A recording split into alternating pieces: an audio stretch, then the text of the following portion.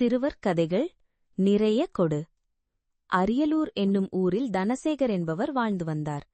அவர் தன் வீட்டுக்குத் தேவையான பொருட்களை வாங்க சந்தைக்குச் சென்றார். அவர் போகும் வழியில் ஓரிடத்தில் கூட்டம் கூடியிருந்தது. என்னவென்று அறிவதற்காக அந்த கூட்டத்திற்குள் நுழைந்தார். அங்கே கழுதைகளுடன் வணிகன் ஒருவன் நின்றிருந்தான். அவனுக்கும் சிறுவன் ஒருவனுக்கும் வாக்குவாதம் நடந்து கொண்டிருந்தது. வணிகனை பார்த்து தனசேகர், என்ன தகராறு என்று கேட்டார். ஐயா, நான் வெளியூர் 10 கழுதைகளின் மேல் வெள்ளத்தை ஏற்றிக்கொண்டு இந்த ஊர் சந்தைக்கு வந்தேன்.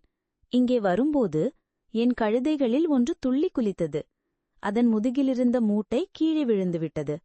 அந்த மூட்டை மிகுந்த எடையுள்ளதாக இருந்தது. என்னொருவனால் அதை தூக்க முடியவில்லை. அப்போது இந்த சிறுவன் அங்கு வந்தான்.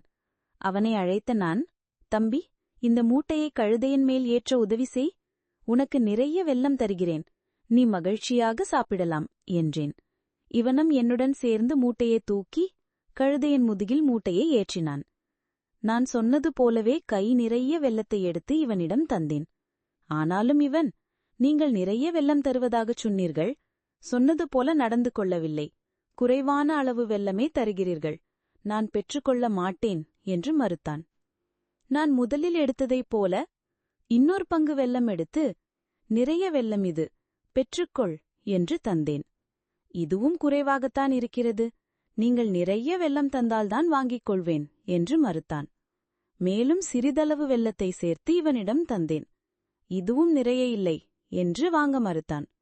எனக்கு என்ன செய்வது என்று தெரியவில்லை. இவனோ, நிறைய வெல்லம் கொடு, நிறைய வெல்லம் கொடு என்று அடம் பிடிக்கிறான். அதற்குள் இங்கே கூட்டம் கூடிவிட்டது. கூட்டத்தில் உள்ளவர்களுக்கும் என்ன செய்வது என்று தெரியவில்லை.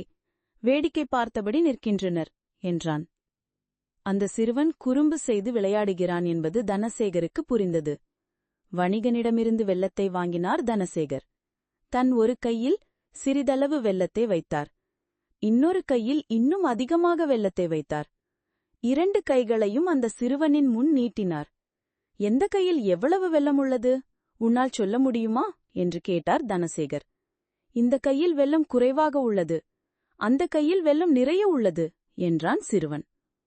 எந்த கையில் நிறைய வெல்லம் உள்ளது என்று கேட்டார் தனசேகர். நிறைய வெல்லம் இருந்த கையை காட்டினான் சிறுவன். இந்த கையில் நிறைய வெல்லம் உள்ளது என்று நீயே ஒப்புக்கொண்டாய். இதை வாங்கிக் கொண்டு போ. இனி வீணாக இங்கே தகராறு செய்யாதே என்று அவர் அதை சிறுவனிடம் நீட்டினார்.